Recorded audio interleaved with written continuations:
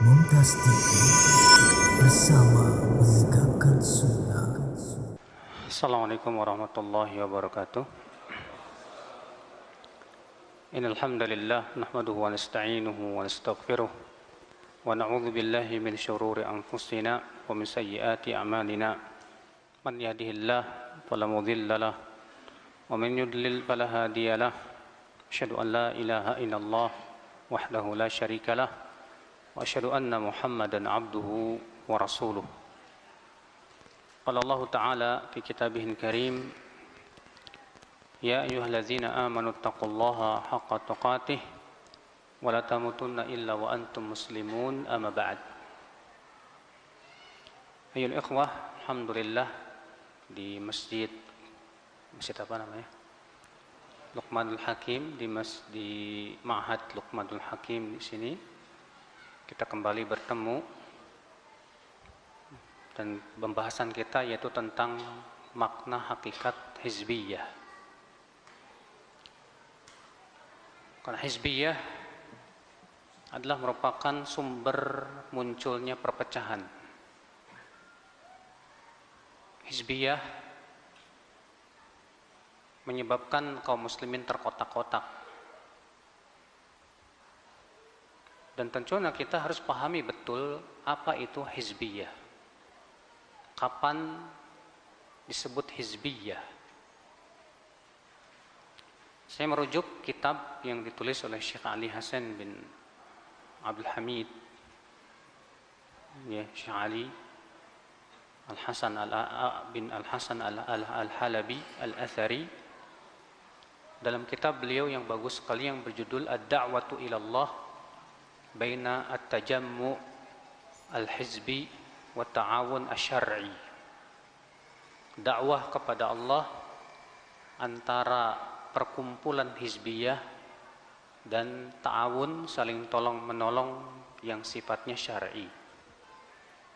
Artinya bedakan antara ini dan itu. Dan saya tidak akan membaca satu persatu karena buku ini, ya, kalau dibaca satu persatu tidak mungkin selesai. Namun saya hanya akan menyebutkan inti-intinya saja. Di mana beliau membawa pembahasan yang pertama, hadaful muslim wa ghayatuh. Tujuan seorang muslim. Kata beliau bahwa tujuan seorang muslim adalah yaitu merealisasikan tauhidullah azza wa jalla dan mutaba'ah kepada Rasulullah sallallahu alaihi wasallam. Kata beliau, fal amthalu thumma al amthal humus salihun as-sairun fi manahijihim fi ad-da'wati ila Allah wad-da'una ila ma da'u ilaihi min tauhidillah wa ikhlasil ibadati lahu wahdah wa nabdhi syirki bima siwah. Maka yang paling baik, yang paling bagus adalah orang-orang soleh yang berjalan di atas manhaj mereka dalam berdakwah kepada Allah. Itu mereka yang berdakwah kepada tauhidullah dan mengikhlaskan ibadah hanya kepada Allah Subhanahu wa taala saja. Ini tujuan dakwah dari para nabi dan rasul ini, Pak. Itu hanya menjadikan Allah satu-satunya sesembahan kita. Hanya menjadikan Allah Subhanahu wa taala satu-satunya tempat untuk kita apa? Beribadah, memurnikan ibadah hanya untuk Allah Azza wa Jalla. Jadikan itu sebagai apa? Ya, tujuan dakwah. Dimana tujuan dakwah adalah ini. Karena di lapangan, kata beliau, yang ada mereka yang berdakwah menyimpang dari tujuan dakwah ini. Ada yang tujuan dakwahnya ternyata menegakkan daulah. Ada lagi yang tujuan dakwahnya ternyata mencari kursi dan kedudukan. Ada lagi yang tujuan dakwahnya ternyata hanya untuk berdakwah bukan kepada Allah tapi kepada dirinya dan kepada kelompoknya. Ada lagi tujuan dakwahnya selain itu. Makanya Allah mengingatkan dalam firman-Nya, "Qul hadhihi sabili ad'u ila Allah." Dalam surat apa itu? Surat Yusuf ayat 108. "Qul hadhihi sabili ad'u ila Allah." Katakan, inilah jalanku, ad'u ila Allah, aku berdakwah kepada Allah. Itu menunjukkan, kata Syekh Musa Al-Nasr, seorang dai harus benar-benar ikhlas. Dia benar-benar dakwahnya kepada Allah, bukan kepada kelompoknya, bukan kepada pribadinya, bukan kepada bukan, tapi benar-benar memang dakwahnya kepada Allah Azza wa Jalla, agar manusia mau taat dan tunduk hanya kepada Allah Azza wa Jalla. Ini ya akhwal Islam, kaidah yang sangat agung sekali dalam masalah ini. Makanya setiap dakwah yang menyimpang dari tujuan dakwah yang mulia ini, lalu kemudian dia tidak mau mengikuti dakwah para nabi dan rasul, hakikatnya ini dakwah yang menyimpang, tidak sesuai dengan dakwah para nabi dan rasul. Ikhwatal Islam, azani Allah wa iyyakum. Kata Syekh Ali, wal khulasah anna tahkim asy-syari'ah wa iqamat al-hudud wa qiyam ad-daulah al-islamiyyah wa ijtinab al-muharramat wa fi'l al-wajibat kullu hadhihi al-umur min huquq at-tauhid wa mukammilatihi wa hiya tabi'atun lah fa kaifa yu'tana bit-tabi' wa yuhmalu al-asl. Kata beliau, berhukum kepada syariat, menegakkan hukuman had, adanya daulah Islam, menjauhi yang haram, melakukan yang wajib, ini semua adalah hak-hak tauhid yang mengikuti tauhid. Kata beliau apa? Lalu bagaimana kita lebih mementingkan yang mengikuti dan kita lalaikan yang pokoknya? Paham tidak maksudnya? Maksudnya bahwa pokok dakwah kita kepada tauhid. Ini dakwah para nabi dan rasul. Lalu kemudian ada sebagian dai misalnya yang lebih mementingkan dakwanya kepada penegakan syariah, atau misalnya menegakkan daulah ataupun yang lainnya. Itu bukan tujuannya, akhi. Itu hanya mukammilat saja. Nah, kemudian yang jadi masalah apa yang terjadi? Yang terjadi adalah kemudian yang tujuannya yang disingkirkan. Yang sifatnya tabi'ah yang mengikuti, itu yang jadi sebuah acuan. Nah, ini tentu ya akhal Islam tidak sesuai dengan manhaj dakwah para nabi dan rasul. Pembahasan yang kedua kata beliau, al-amalul islami bainal wasail wal ghayat. Amal islami antara wasilah dan tujuan. Kata beliau, yakhtalitu ala katsirin minasyababil muslim al-mutahammis alladhi yuridu i'adata majdil ummah wa iqamata syar'illah fil ard. Katsirun minal mafahim asy-syar'iyyah fi khidami hamasihi wa amalihi wa da'watihi. Banyak sekali pemuda-pemuda muslim yang sedang semangat sekali dalam berdakwah kepada Allah, tidak bisa membedakan antara wasilah dan tujuan. Di mana kebanyakan mereka menjadikan wasilah sebagai tujuan. Ini yang salah. Kalau wasilah sudah menjadi tujuan, payah, Pak. Saya berikan contoh misalnya. Adanya yayasan, wasilah apa tujuan? Wasilah. Bikin yayasan boleh tidak, Pak? Boleh. Fatwa para ulama tentang hukum yayasan enggak masalah. Tapi kemudian ketika yayasan itu jadi tujuan, Pak, di mana seseorang memberikan wala dan baroknya kepada yayasannya. Kalau bukan yayasan saya enggak mau. Kalau itu yayasan saya, baru saya mau. Atas dasar yayasan saja, bukan atas dasar apakah ini sesuai dengan kitabullah dan sunnah Rasulullah, apakah sesuai dengan pemahaman salafus saleh atau tidak. Hanya atas dasar yayasan saja. Maka ini sepertinya orang tidak paham mana wasilah, mana apa? Tujuan. Ketika wasilah dijadikan tujuan, pasti pecah, Pak, pasti. Makanya dari itulah ya akhwal Islam, azani Allah wa iyyakum. Ya, hal-hal yang sifatnya wasilah harus betul-betul kita pahami betul. Bahwa pertama, wasilah itu tidak boleh sesuatu yang diharamkan dalam syariat. Yang kedua, wasilah itu bukan wasilah yang kemungkinan besar menjerumuskan kepada apa? Maksiat. Karena wasilah kepada yang haram, haram. Yang ketiga, yang harus kita pahami akhwal Islam, bahwa wasilah jadikanlah sebagai wasilah dan jangan dijadikan sebagai goyah. Ikhwatul Islam, azani Allah wa iyyakum. Maka kata beliau, ya, menyebutkan tentang masalah ini.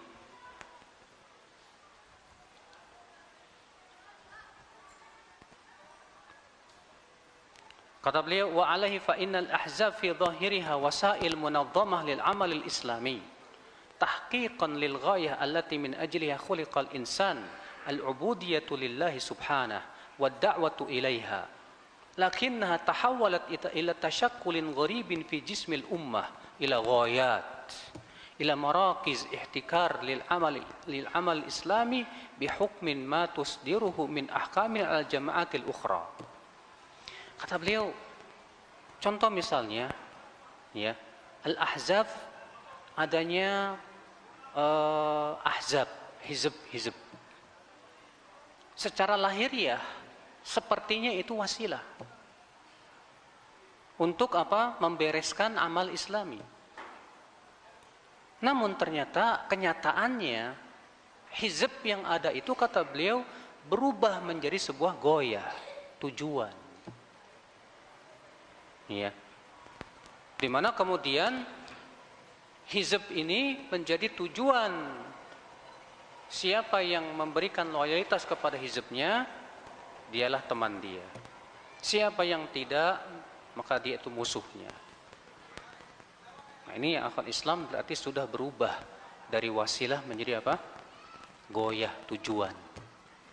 Ini bahaya. Jadi dudukan wasilah sebagai wasilah.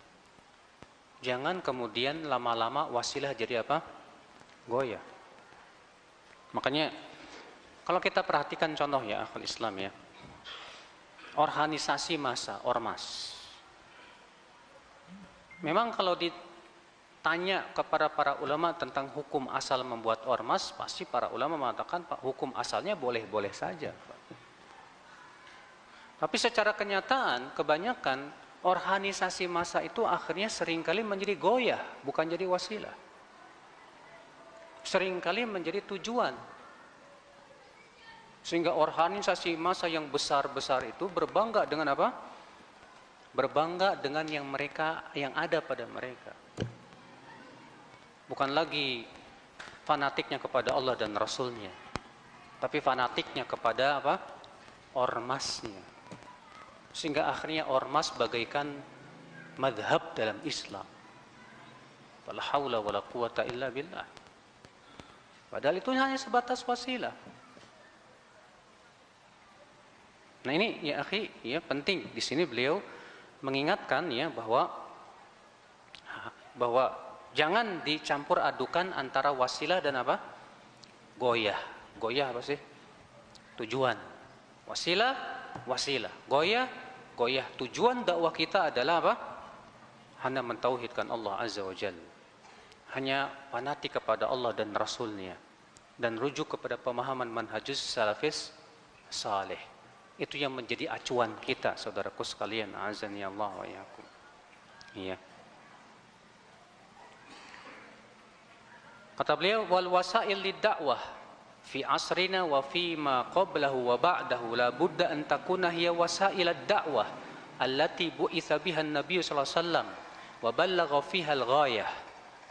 Wasilah dakwah di zaman kita, baik sebelum maupun setelahnya, hendaknya sama dengan wasilah dakwah yang diutus dengannya Nabi sallallahu alaihi wasallam. Wa ballagha fiha al-ghayah, dan telah di mana Nabi telah menyampaikan tujuannya. Ya. Wala takhtalifu fi asrina mathalan illa fi jawanib minha murtabitah bi usuliha tauqifiyah. Dan tentu tidak berbeda di zaman kita, kata beliau, ya, kecuali dalam perkara-perkara yang ada hubungannya dengan pokok-pokok yang sifatnya tauqifiyah, yang jelas ada dalilnya dari Rasulullah sallallahu alaihi wasallam. Maksudnya beliau adalah bahwa pokok-pokoknya itu sudah ada di zaman Rasulullah sallallahu alaihi wasallam. Contoh misalnya yang berhubungan dengan masalah ibadah, hukumnya apa? Yang berhubungan dengan masalah ibadah, hukumnya apa? Pada asalnya apa? Pada asalnya al-man'u, tidak boleh. Ini kan pokok namanya. Ya. Yang namanya bid'ah dalam Islam tercela tidak, Pak? Ini namanya pokok, Pak. Nah, kemudian sesuatu yang dilarang dalam Islam dan itu dijadikan sebagai sebuah bukan pokok dalam Islam dan tidak ditunjukkan oleh pokok-pokok Islam, kemudian itu dijadikan wasilah, ini yang jadi masalah. Misalnya, kalau misalnya seseorang menjadikan wasilah dakwah dengan cara berbuat bid'ah, atau ikut-ikutan berbuat apa?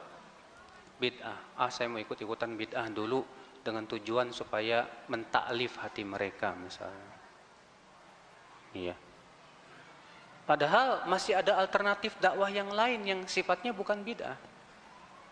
Maka yang seperti ini tidak boleh, ya akhwal Islam. Ini penting. Kemudian yang ketiga, kata beliau, yang berhubungan dengan ya al-hizbiyah.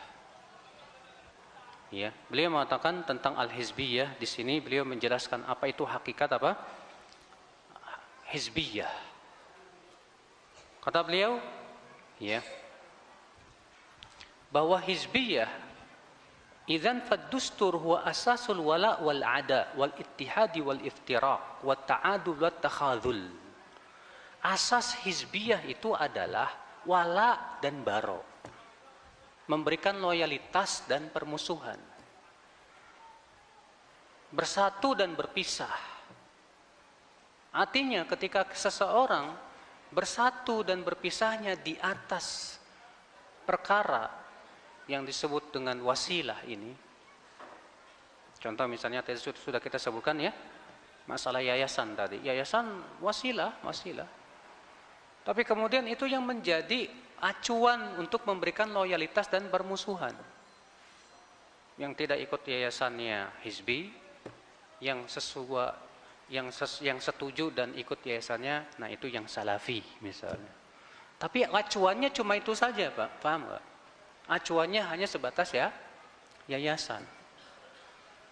Nah ini akhwal Islam jelas sudah masuk dalam kategori hizbiyah.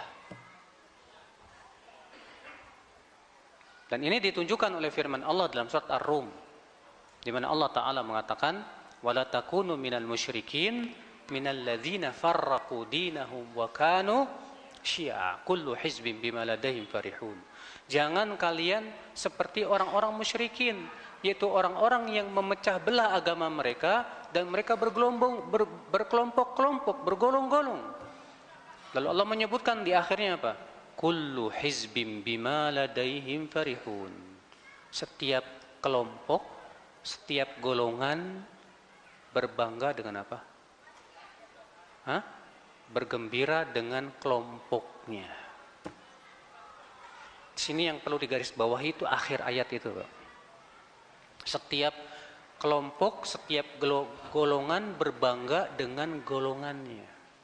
Artinya yang dibanggakan golongannya, yang dibanggakan ismenya, benderanya, sehingga dia fanatiknya hanya kepada golongannya. Ini yang akan menyebabkan perpecahan. Ikhwatul Islam, azani Allah wa iyyakum.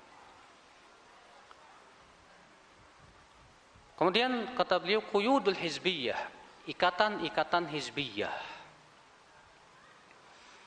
Kata beliau, ya, idza aradta an ta'rif khata'a muallimik fajalis ghairah. Di sini beliau memberikan sebuah perkataan dari seorang ulama yang ternama di zaman tabi'in yang bernama Ayyub As-Sakhtiyani.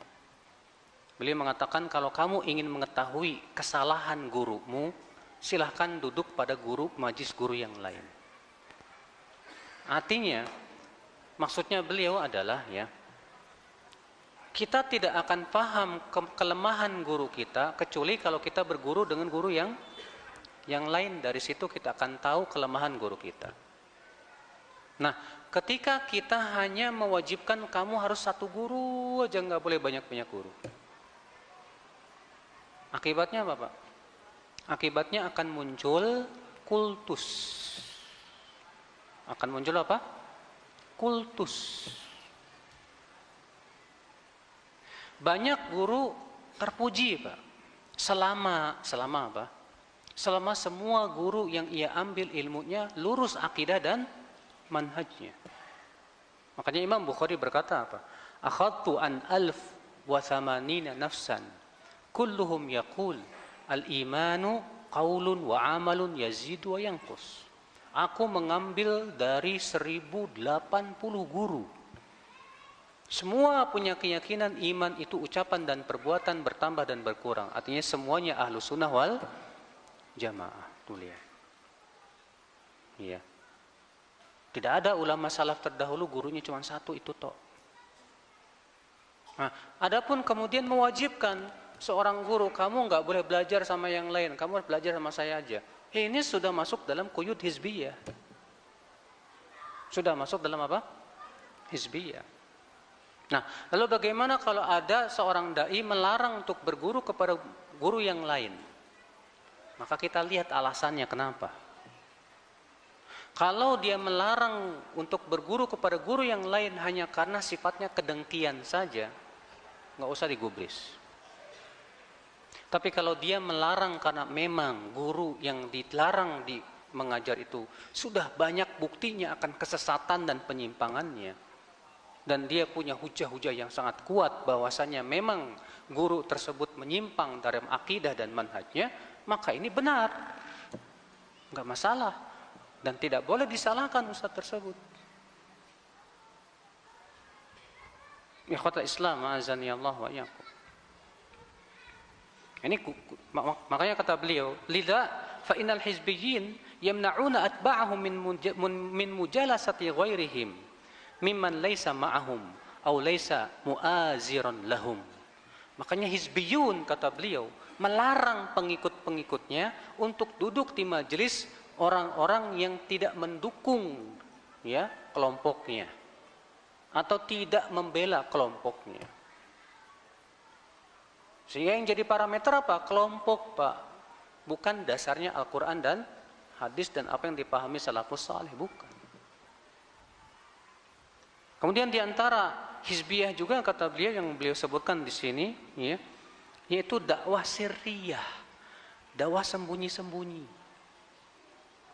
Ya, kata beliau, wa min quyudil hizbiyah al-zahirah al-jariyah as-sirriyah. Ini tanda hizbiyah, ini dakwahnya sembunyi-sembunyi, Pak. Ketakutan. Ya. Makanya seorang tabi'in yang bernama Umar bin Abdul Aziz berkata apa? Idza ra'aita qauman yantajuna fi dinihim bi syai'in dunal 'ammah fa'lam annahum ala ta'sisi dhalalah. Apabila kamu melihat suatu kaum berbisik-bisik, ya, bersembunyi-sembunyi tanpa yang lainnya, ketahuilah bahwa mereka di atas dasar kesesatan. Kalau itu benar, ngapain harus disembunyi-sembunyi? Kenapa harus takut-takutan? Kita harus sampaikan kepada manusia, kecuali kalau keadaannya seperti di zaman Rasulullah SAW dahulu, di mana beliau jumlah kaum muslimin sedikit sekali. Ya, akhirnya beliau pun dakwahnya secara sembunyi. Kalau keadaannya sangat terpaksa, kata Syekhul Islam Taimiyah, nggak masalah. Yang ini dakwah tidak dilarang, tapi kalau dia sembunyi-sembunyi berarti ada sesuatunya itu. Ya, ikhwatul Islam, azani Allah wa iyyakum. Makanya kata beliau, fadinuna walillahil hamdu jaliyun dhahirun la khafa'a fihi wala das wala kitman wala asrar. Agama kita alhamdulillah jelas, tidak ada yang perlu disembunyikan, tidak ada yang perlu rahasiakan. Fama yaf'aluhu hizbiyyun min dzalika inma huwa babu dhalalah. Adapun yang dilakukan oleh mereka para hizbiyin yang sembunyi-sembunyi begitu, itu sebetulnya di atas dasar kesesatan. Kemudian beliau berkata lagi, pembahasan berikutnya, al-alaqah bainal iftiraq wal hizbiyah, hubungan antara perpecahan dengan hizbiyah. Ya. Artinya, akhi, perpecahan dengan hizbiyah itu hubungannya sangat akrab. Hizbiyah itu pasti akan menimbulkan apa? Perpecahan. Dan sudah kita sebutkan hakikat hizbiyah, itu fanatik golongan. Bukan fanatik kepada Allah dan Rasulnya, di mana asasnya adalah memberikan loyalitas dan permusuhan di atas golongan. Sebutkan dalam hadis, ya, dari Jabir bin Abdullah, ia berkata, kami pernah berperang bersama Nabi sallallahu alaihi wasallam. Waqad saba ma'ahu nasu minal muhajirin hatta kathuru. Dan banyak kaum muhajirin yang banyak ikut bersama Rasulullah sallallahu alaihi wasallam. Dan di antara kaum muhajirin ada orang yang suka bercanda. Di antara kaum muhajirin ada yang suka bercanda. Lalu muhajirin ini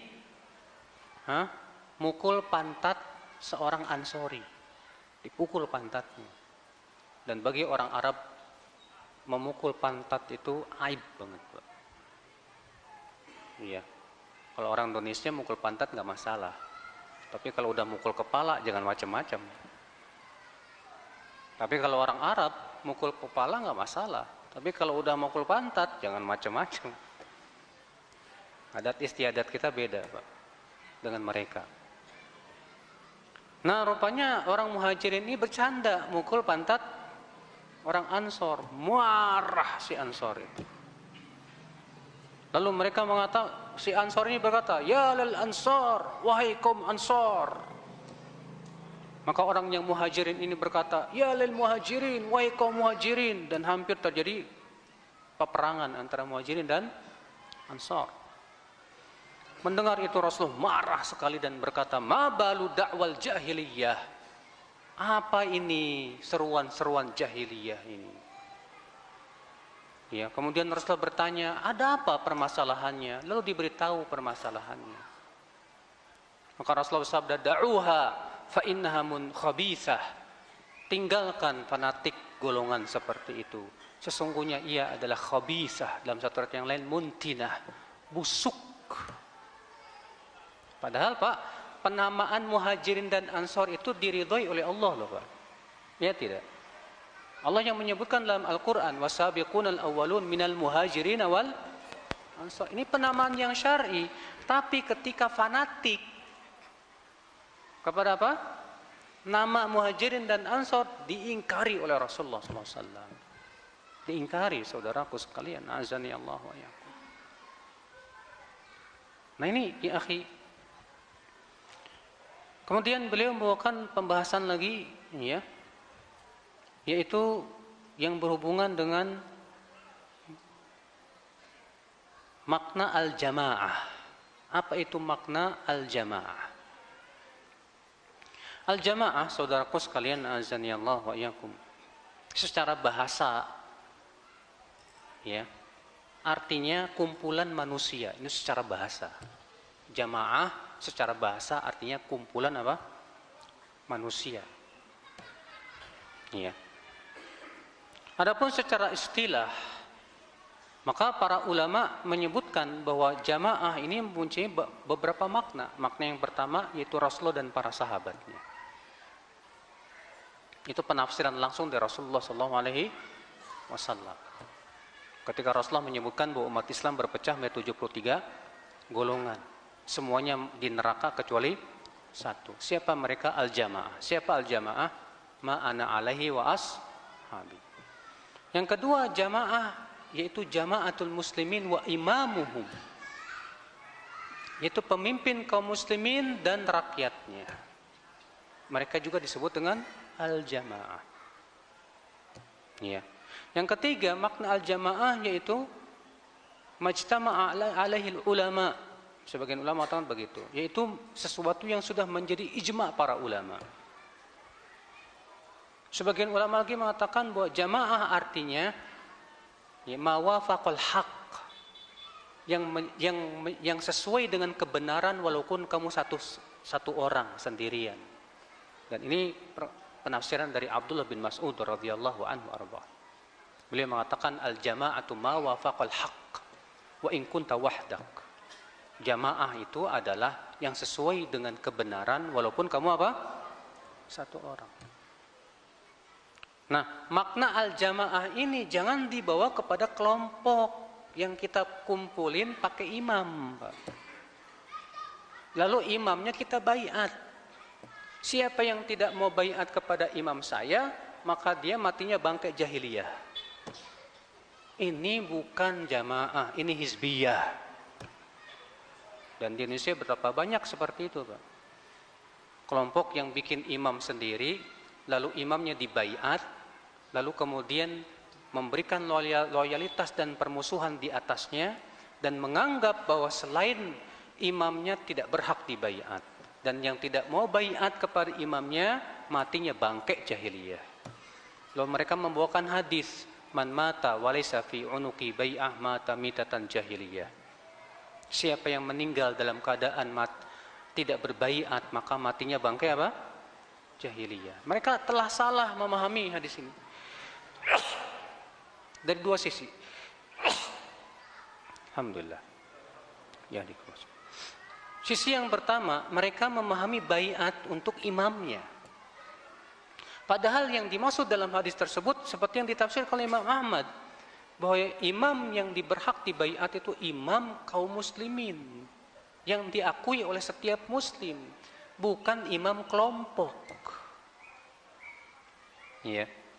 Yang kedua, mereka memahami salah bahwa yang dimaksud dengan mati bangkai jahiliyah itu kafir. Padahal kata para ulama, mati bangkai jahiliyah itu artinya mati di atas perangai jahiliyah. Artinya dia fasik, pelaku dosa besar.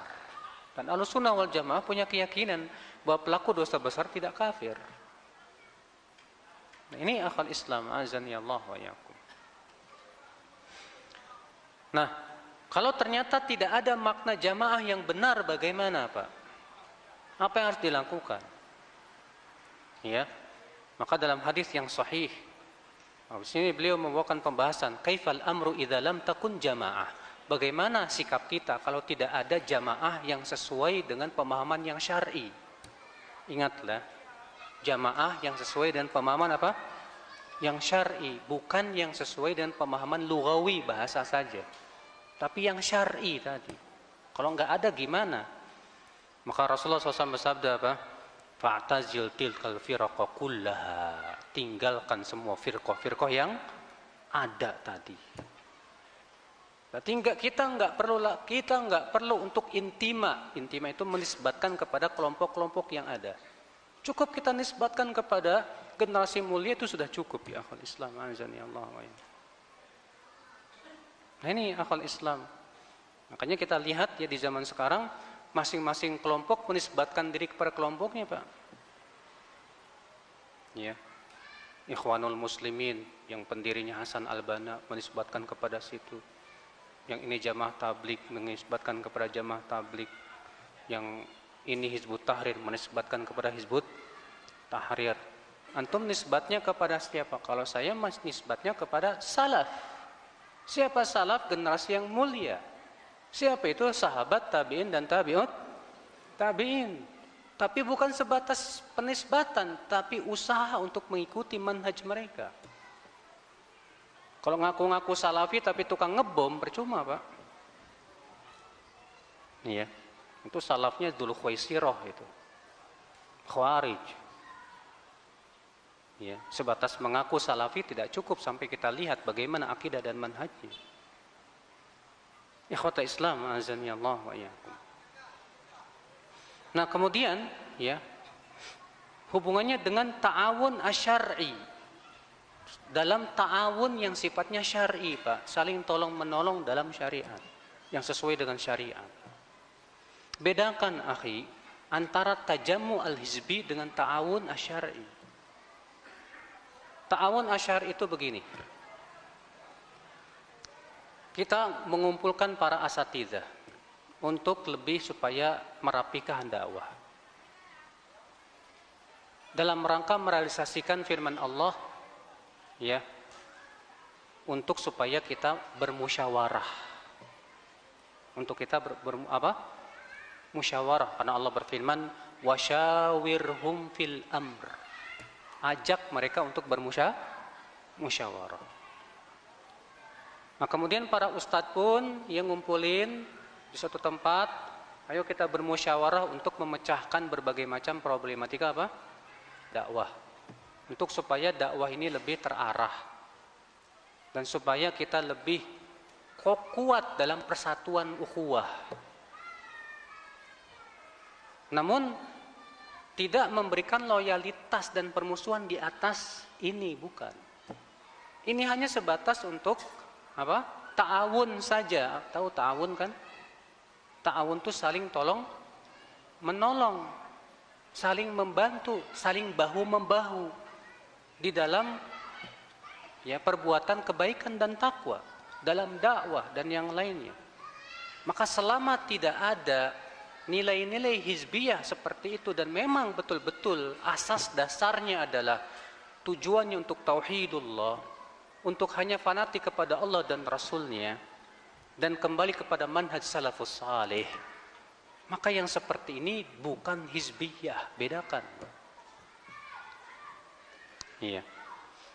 Contoh misalnya kalau di Medan ada lajnah dakwah Medan misalnya, dan saya yakin lajnah dakwah Medan tak pernah memberikan loyalitas dan permusuhan di atasnya. Iya. Artinya siapa yang nggak mau ikut lajnah maka dia hizbi, siapa yang ikut lajnah maka dia salafi. Tidak pernah, anda yakin seperti itu, karena mereka jelas dan tegas bahwa loyalitas kita hanya karena Allah saja.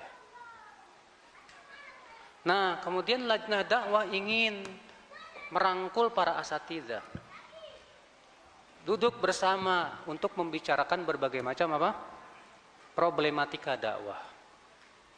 Bagaimana harusnya kita berdakwah? Nah, yang seperti ini bagus, akhi. Ini tidak sama sekali masuk dalam hizbiyah, tapi itu masuk dalam ta'awun asyar'i namanya. Makanya di sini beliau Syekh Ali Hasan membedakan antara ini dan itu, membedakan antara at-tajamu al-hizbi, berkumpul tapi sifatnya hizbiyah, di mana memang itu jadi sebuah goyah dan tujuan, dan loyalitas dan permusuhannya di atas hizbiyah, dengan saling tolong menolong, saling bahu-membahu dalam rangka bermusyawarah, menyelesaikan berbagai macam problematika dakwah yang ada. Karena yang akal Islam, kita di zaman seperti ini, Pak, penting sekali musyawarah loh, Pak. Mengajak musyawarah para asatidz, ustadz, jangan jalan sendirian, wallah. Ingat kata Rasulullah SAW, asyaitanu ma'al wahid wa huwa mil itsnaini ab'ad. Setan itu biasanya memangsa satu orang, dan setan lebih takut dari dua orang. Semakin banyak setan semakin takut. Lah kalau ada ustadz jalan sendiri, setannya gede biasanya, Pak. Bukankah lebih baik untuk kemudian kita berkumpul bersama-sama dalam sebuah lajnah? Ayo kita bersama-sama. Kalau Anda tidak setuju, sampaikan apa hujahnya, selesaikan dalam musyawarah tersebut, sehingga akhirnya selesai. Adapun si ustadz kemudian nggak setuju lalu berkoar kemana-mana, fitnah. Dan ini ada gaya ustadz kayak gini, Pak. Ketika dia nggak setuju, dia ngomongnya ke mad'u. Kalau di zaman sahabat, kalau tidak setuju disampaikan kepada ulama saja, selesai, nggak sampai ke bawah. Contoh misalnya Umar bin Khattab merasa heran dengan perbuatan Abu Bakar yang memerangi murtadin, memerangi orang yang mentauhidkan Allah, sholat, cuma tidak mau bayar zakat. Apa kata Umar? Bagaimana kamu memerangi orang yang mengucapkan la ilaha illallah? Mereka masih sholat, cuma hanya karena mereka tidak bayar zakat. Kata Abu Bakar, demi Allah, aku akan perangi orang yang membedakan antara sholat dan zakat. Karena zakat itu hak-hak harta. Al-Hafidz Ibnu Hajar ketika menyebutkan tentang ini, faidah-faidah yang luar biasa sekali. Ya. Dan demikian pula disebutkan oleh Syekh Muhammad bin Abdul Wahab Al-Aqil ketika mengambil faidah dari ini. Ini menunjukkan bahwa dahulu para ulama di zaman sahabat, Pak, ketika ada perselisihan itu hanya di lingkup para ulamanya aja, nggak sampai ke bawah. Nah, kalau ada ustadz nggak setuju dengan ustadz yang lain, sampaikan langsung di hadapan ustadz tersebut. Jangan ngomongnya di mana? Di forum umum. Akhirnya apa yang terjadi? Manas-manasin murid-muridnya. Udah gitu murid-muridnya kompor semua lagi, Pak. Murid-muridnya Masya Allah fanatik juga. Akhirnya semakin besar fitnah, Pak. Nah, dengan cara seperti ini bagus sekali, akhi. Asatidzah, ustadz-ustadz tersebut dipanggil, ayo kita duduk bersama. Ada kamu nggak setuju dengan kami, silahkan. Tapi tolong jangan berbicara di forum, akhi. Cukuplah di antara para asatidzah saja. Jangan membuat perpecahan semakin menganga. Ini dakwah sunnah ini masih mentis di negeri kita, sedikit. Dan musuh-musuh dakwah mencari-cari terus kesempatan untuk apa? Menghancurkan dakwah. Ada sedikit kesalahan langsung diserang, Pak. Ada sedikit kesalahan langsung diserang, Pak. Memang kesempatan itu untuk menghancurkan dan memojokkan apa? Dakwah. Nah, kita ketika melihat kesalahan-kesalahan yang ada, jangan kemudian kita apa? Kayak speaker, Pak, speaker radio atau radio, ya, langsung mengingkari di media sosial, menjelek-jelekan dan yang lainnya. Itu enggak adab seperti ini, wallah. Dan tidak akan menyelesaikan abadan sama sekali. Itu hanya akan merusak. Kenapa antum tidak langsung ngomong ke ustadznya langsung? Sampaikan secara pribadi. Kan ada japri selain jupri. Ya. Japri langsung, nanya langsung, Ustadz kenapa antum melakukan seperti ini? Mungkin ana yang error nih Ustadz, yang belum paham, yang belum sampai kepada saya ilmunya Ustadz. Kalau Ustadz bisa melakukan seperti itu, tolong Ustadz jelaskan kepada saya. Kan enak. Demikian pula seorang Ustadz ketika dia tidak setuju dengan Ustadz yang lainnya, ngapain sih ngomong di media sosial? Ya akhi, ya. Kalau ternyata kesalahan Ustadz tersebut bukan sebuah akidah yang menyimpang dari Ahlussunnah wal Jamaah, bukan akidah yang menyebabkan pelakunya keluar dari manhaj salaf, kenapa kemudian kita ikut-ikutan apa? Merusak nama baik Ustadz tersebut.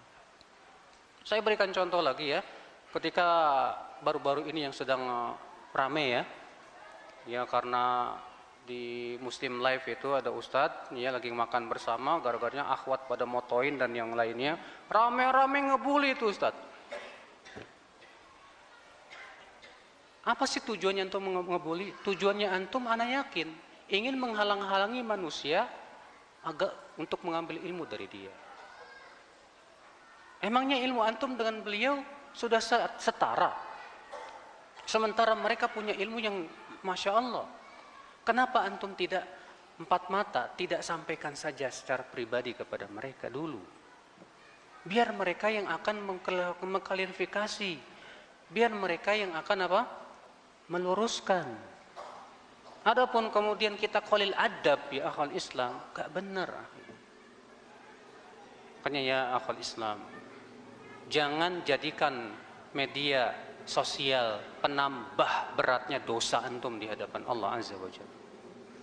Jangan jadi talibul fitnah, tapi jadilah talibul ilmi. Ya. Nah, ya akhi, saya berikan contoh tadi, ta'awun asyar'i. Saling tolong menolong secara syar'i. Ya. Ada orang yang menyindir, apa itu dakwah komando katanya. Memang film komando-komando. Kita katakan, ya akhi, ini bukan masalah komando-komandoan, tapi ini dalam rangka ta'awun asyari, supaya lebih merapihkan dakwah, menyelesaikan problematika dan yang lainnya. Ayo kita duduk bersama, musyawarah, supaya dakwah ini semakin apa? Kuat, kokoh ukhuwahnya dan yang lainnya. Tapi itulah Pak, setan tidak akan pernah diam memang Pak. Setan akan berusaha masuk dari bab su'udzon. Masuk dari bab apa? Masuk dari bab apa? Su'udzon. Ya, ketika dinasihati, akhi nggak boleh begitu. Ente hizbi. Malah menuduh apa? Hizbi. Allah musta'an. Baik, saya kira cukup ya Pak ya. Nanti habis Isya tanya jawab. Karena saya tidak ingin kemalaman, besok saya jam 4 sudah ke bandara, pulang ke Jakarta. Demikian, wabillahi taufik. Assalamualaikum warahmatullahi wabarakatuh. Alhamdulillah, wassalatu wassalamu ala rasulillah. Kita lanjutkan dengan tanya jawab.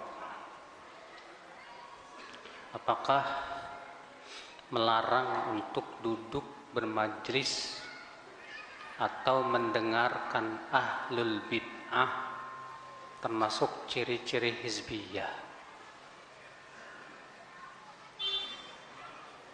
Pertama apa? Jawaban saya ada dua. Jawaban pertama, Nabi SAW menyebutkan dalam hadis yang sahih yang dikeluarkan oleh Ibnu Mubarak,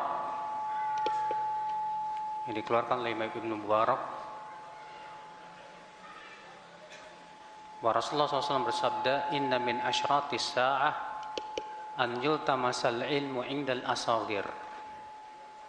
Di antara tanda hari kiamat, ilmu diambil dari al-asagir. Kata Rasulullah SAW, di antara tanda hari kiamat, ilmu diambil dari siapa, Mas? Hah? Ilmu diambil dari siapa? Ya, kata Rasulullah tadi apa? Di antara tanda hari kiamat, ilmu diambil dari siapa? Al-asagir. Siapa al-asagir? Abdullah bin Mubarak menafsirkan maknanya apa. Kata beliau, al-asagir hum ahlul bid'ah. Al-asagir adalah ahli bid'ah. Lihat, Rasulullah mengatakan di antara tanda hari kiamat, ilmu diambil dari al-asagir. Siapa al-asagir tadi? Ahlul bid'ah. Dan para ulama melarang, Pak, sepakat semuanya tanpa ada perselisihan. Tidak boleh kita menuntut ilmu dari ahli bid'ah.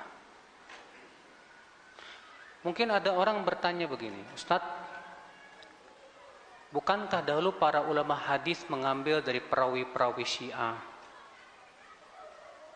Ada perawi Khawarij. Bukankah Imam Bukhari juga mengeluarkan perawi Khawarij yang bernama Imran bin Hattan? Demikian pula para ulama meriwayatkan dari perawi Syiah seperti ya beberapa perawi yang terkenal sebagai Syiah, saya lupa namanya, di antaranya Abdul Razak As-San'ani dan yang lainnya. Jawab. Para ulama meriwayatkan hadis dari mereka karena tujuan untuk menjaga hadis.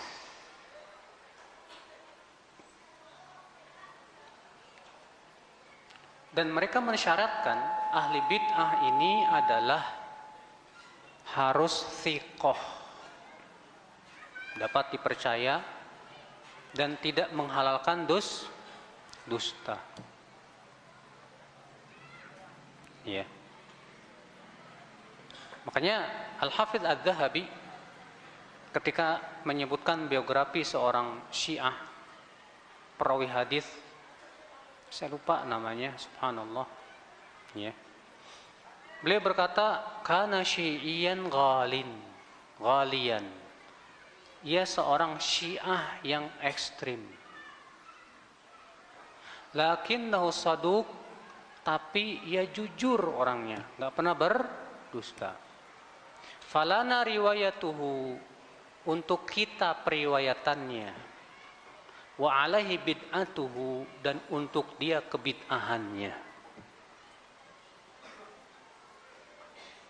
Maksudnya apa? Maksudnya ini dalam rangka menjaga hadis, Pak. Ini dalam rangka menjaga apa? Hadis. Dan bab periwayatan jangan disamakan dengan bab duduk di majelis ilmu.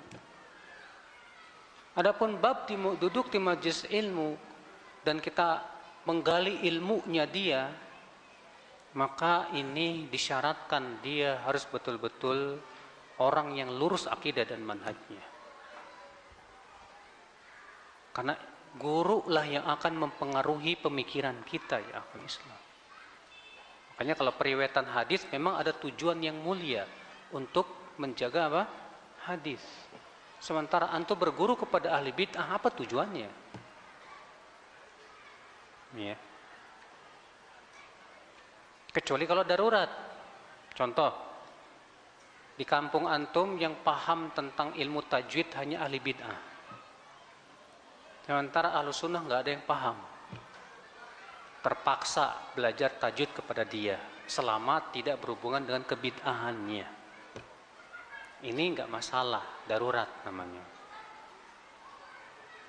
Selama masih ada ahlu sunnah, wajib kita belajar kepada siapa? Ahlu sunnah. Ya. Nah, melarang untuk orang lain duduk ke majelis ahli bid'ah, ini perbuatan salafus saleh. Seluruh salaf, kalau antum baca kitab-kitab mereka, melarang kita menuntut ilmu kepada ahli bid'ah. Ini dia Abdullah bin Umar. Abdullah bin Umar berkata apa? Dinaka innama huwa damuka walahmuka. Agamamu jaga, sesungguhnya ia adalah darah dan dagingmu.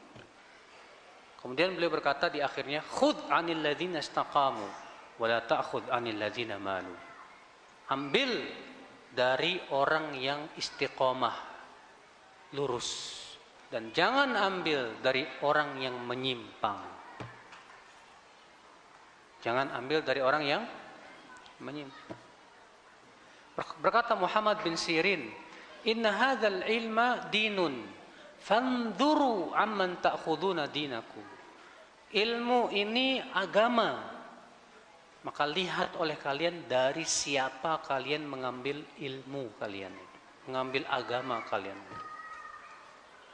Lihat oleh kalian dari siapa kalian mengambil agama kalian itu. Dan perkataan ulama dalam masalah ini banyak sekali.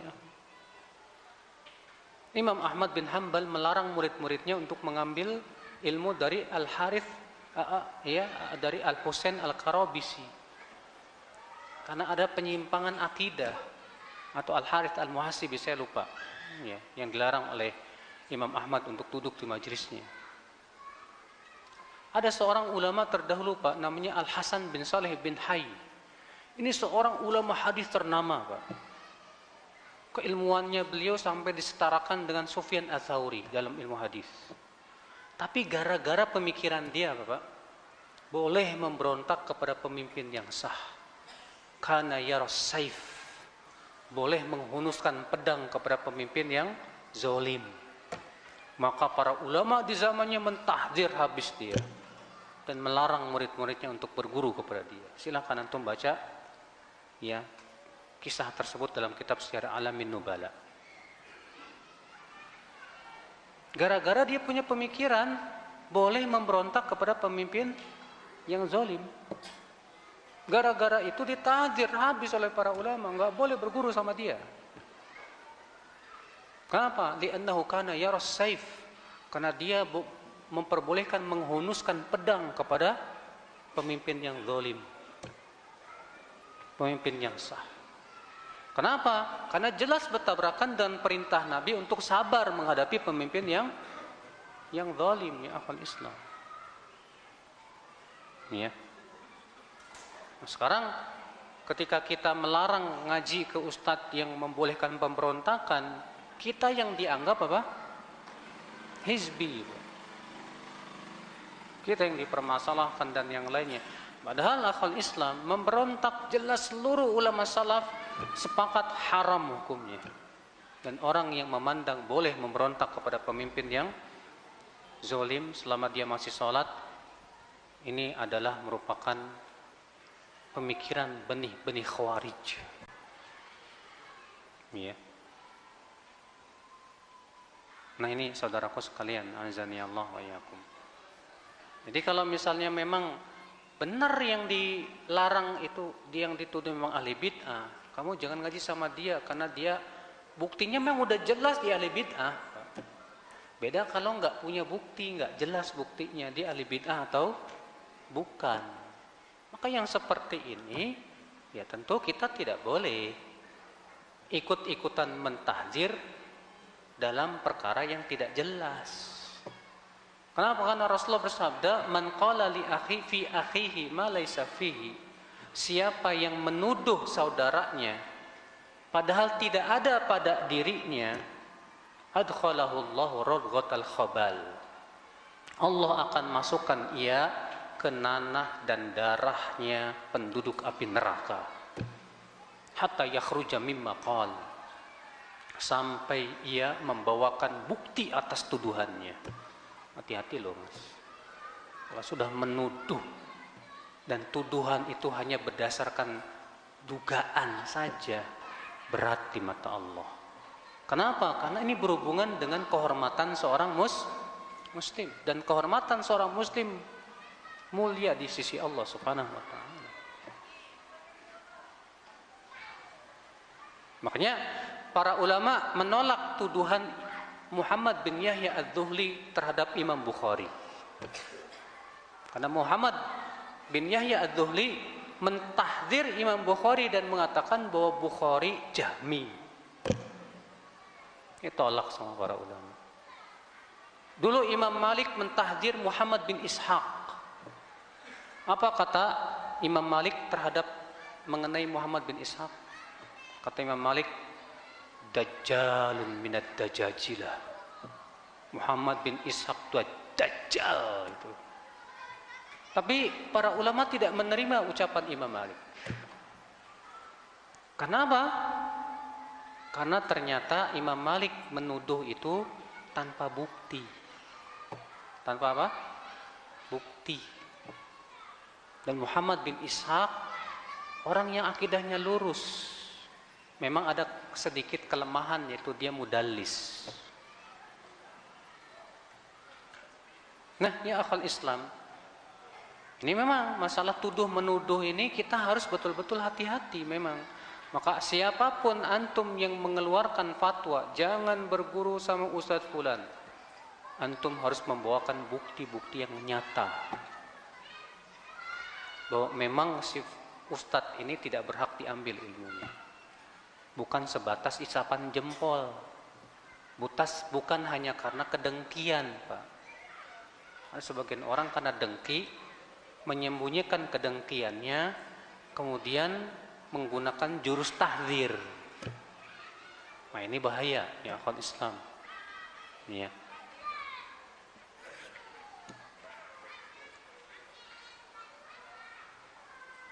Bolehkah menggunakan dana dari hizbiyah untuk dakwah?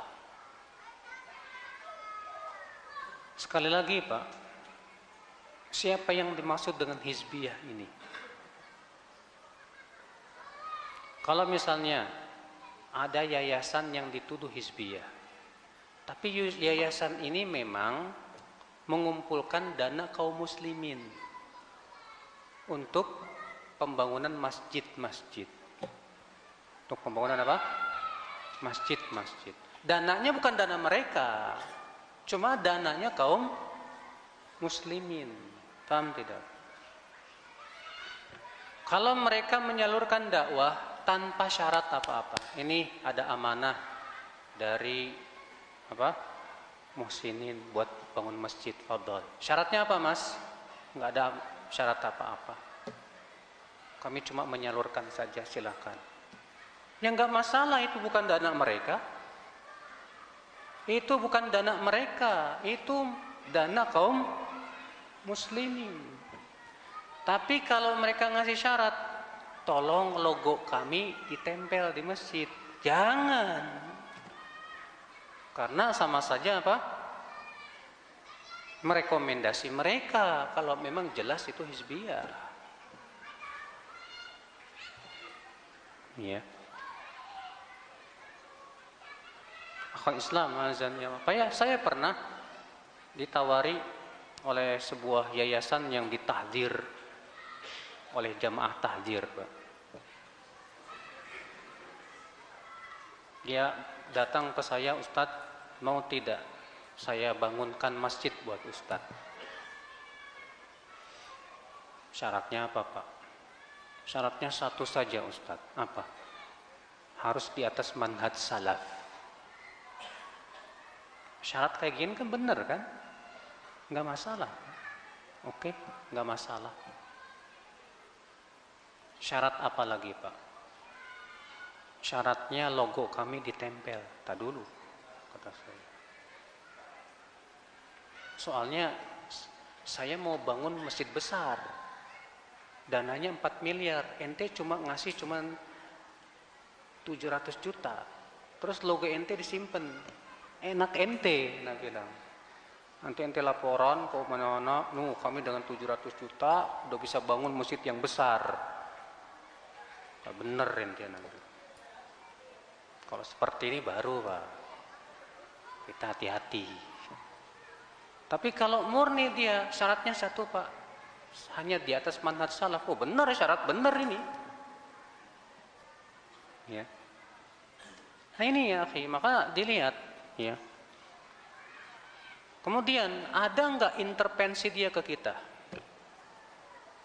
Gara-gara dia ngasih bantuan, kemudian diintervensi? Jangan. Tapi kalau memang murni, ini hanya sebatas menyalurkan amanah saja. Ini amanah dari muhsinin, ini uang bukan dari kami, tapi dari muhsinin. Silakan bangunkan masjid tanpa ada syarat apa-apa. Iya. Silakan aja, karena itu dana bukan dana mereka. Itu dana kaum muslimin. Iya. Pertanyaan terakhir. Panjang amat ya.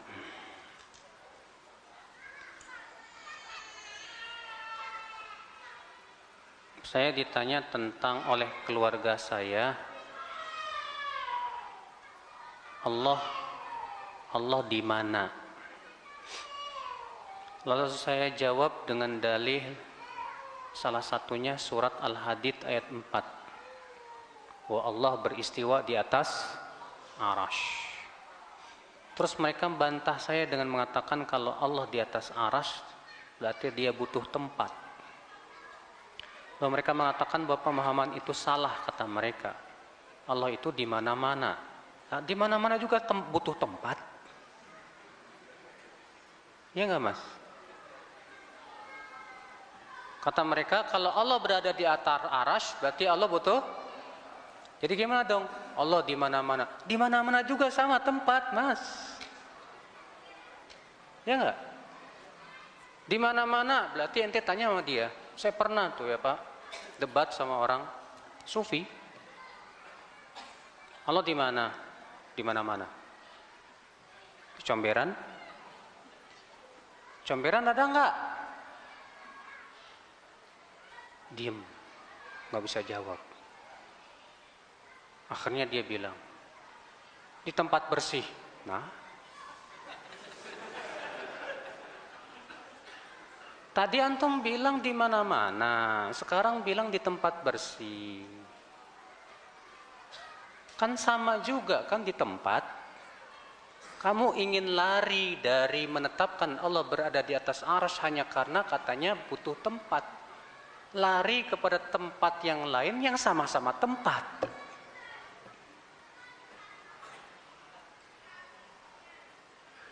Akhirnya apa coba? Kalau gitu Allah tidak di mana-mana. Halo? Benar itu, Pak. Kalau gitu Allah tidak di mana-mana. Maaf. Enggak di mana-mana berarti di alam semesta ini enggak di mana-mana, enggak ada di mana-mana. Apa bedanya dengan tidak ada? Karena tidak ada itu artinya tidak di mana-mana. Pergi dia Pak langsung. Dasar ahli bid'ah, Wahabi. Yeslah, terserah. Ya. Pernah juga saya di Bekasi debat juga, Pak. Kata dia, Allah berada di mana-mana. Saya bilang di Comberan ada, Pak. Ada. Hah? Di Comberan ada. Allah ada di Comberan, Pak. Emang kenapa? Kata dia. Comberan tahu kan Pak, semua orang jijik. Itu kan jijik menurut kita. Kalau menurut Allah enggak jijik. Oke. Tar dulu deh. Tar dulu Pak, tar dulu. Kayaknya di antara kita ada yang error nih Pak. Saya mau tanya sama Bapak. Bapak mengatakan Comberan jijik menurut kita, menurut Allah enggak? Sekarang Bapak boleh enggak wudhu di Comberan? Ya enggak boleh. Siapa yang ngelarang? Allah kan? Diem aja Pak. Enggak bisa jawab. Nah, sebetulnya Pak, kalau Bapak berkata jijik menurut kita, bagi Allah tidak jijik, saya bisa katakan kepada Bapak, Allah beristiwa di atas arsy, menurut Bapak itu berarti Allah butuh tempat, tapi bagi Allah itu tidak menunjukkan Allah butuh tempat. Karena Allah tidak butuh arsy, Pak. Allah beristiwa di atas arsy tidak sama dengan istiwa manusia di atas apa? Sesuatu. Allah tidak butuh kepada tempat. Allah tidak butuh kepada arsy. Nah inilah Pak. Makanya ketika antum bilang kalau Allah berada di atas arsy, kata dia gitu ya, berarti Allah butuh tempat. Terus dia bilang Allah di mana-mana, kejar sama antum. Karena dia peluang sama antum. Kalau kamu bilang di mana-mana berarti di WC ada. Hah? Coba kamu bilang ke orang Nasrani, orang Nasrani Tuhanmu ada di WC. Marah orang Nasrani Pak. Kurang ngajar, menghina. Terus kamu mengatakan Tuhan saya ada di mana-mana. Di WC ada, di Comberan ada, yang bener ente. Ya. Secara akal sebetulnya sangat tidak masuk di akal. Makanya benar kata Ibnu Qayyim, mereka lari dari menyerupakan Allah dengan makhluknya, tapi mereka jatuh kepada menyerupakan Allah dengan makhluknya dengan yang lebih buruk lagi. Ya. Ini kalau Ahlussunnah enak aja, Allah beristiwa di atas arsy, tapi istiwanya Allah tidak serupa dengan istiwa apa? Makhluknya. Sebagaimana Allah melihat, Allah mendengar, melihatnya Allah dan mendengarnya tidak serupa dengan melihat dan mendengarnya makhluk. Kata mereka apa? Gak masuk di akal. Ya itu akal ente error. Menurut kamu Allah Maha Kuasa enggak? Kalau kamu punya keyakinan Allah Maha Kuasa, Allah kuasa untuk beristiwa di atas arsy tapi tidak serupa dengan istiwa makhluknya. Mudah bagi Allah Subhanahu wa taala. Demikian Pak. Semoga yang saya sampaikan bermanfaat ya. Mohon maaf bila ada kata-kata yang tak berkenan. yang benar itu semuanya dari Allah dan yang salah itu dari kekurangan ilmu saya dan dari syaitan. Wabillahi taufik. Ya, subhanakallah bihamdik, asyhadu an la ilaha illa ant, astaghfiruka wa atubu ilaik. Assalamualaikum warahmatullahi wabarakatuh.